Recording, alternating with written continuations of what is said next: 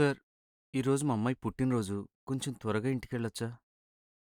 Urgent meeting ఉంది. ఇప్పుడైతే అసలు కుదరదు. అలాగే సార్. సార్, మా బావగారి పెళ్ళుంది.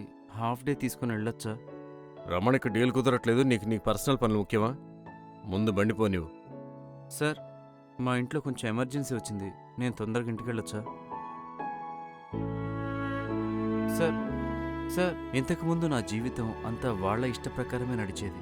వాళ్ళ టైం, వాళ్ళ రూట్, వాళ్ళ నిర్ణయం. నా ఇష్టం అనే దానికి విలువే లేదు. అది డ్రైవర్ సీట్లోనే బందీ అయిపోయినట్టుండేది.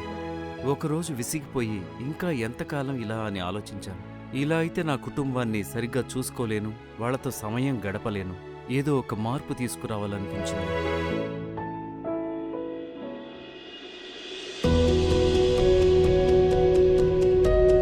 మొదటిసారి అంకుల్ డెలివరీలో ఆన్లైన్కి వచ్చినప్పుడు నా చేతులకు ఉన్న బంధనాలు ఎవరో విప్పేసినట్టుగా అనిపించింది.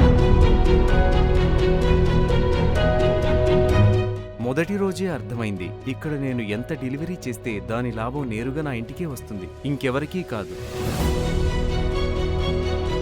నా కష్టం మీద కంట్రోల్ ఇప్పుడు పూర్తిగా నా చేతుల్లోనే ఉందనిపించింది. అంకుల్ డెలివరీలో మంచి క్యాంపెయిన్లుంటాయి, వాటితో మంచి ఇన్సెంటివ్స్ కూడా వస్తాయి. అలా నా సంపాదన నెలకి 45 నుంచి 50 వేల వరకు చేరుతుంది. ఇప్పుడు మా అమ్మాయి మందుల ఖర్చు గురించి కూడా భయం ఉండదు. అలాగే డబ్బుల వల్ల చదువు ఆపాల్సి వచ్చిన నా భార్య ఇప్పుడు మళ్ళీ చదువుకునేలా తోడుగా నిలుస్తున్నాను.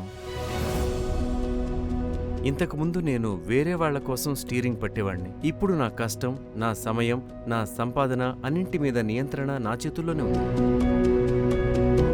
ఇప్పుడు ఇంట్లో వాళ్ల ముఖాల్లో కనిపించే ప్రశాంతత చూసినప్పుడల్లా నేను సరైన నిర్ణయం తీసుకున్నాననిపిస్తుంది.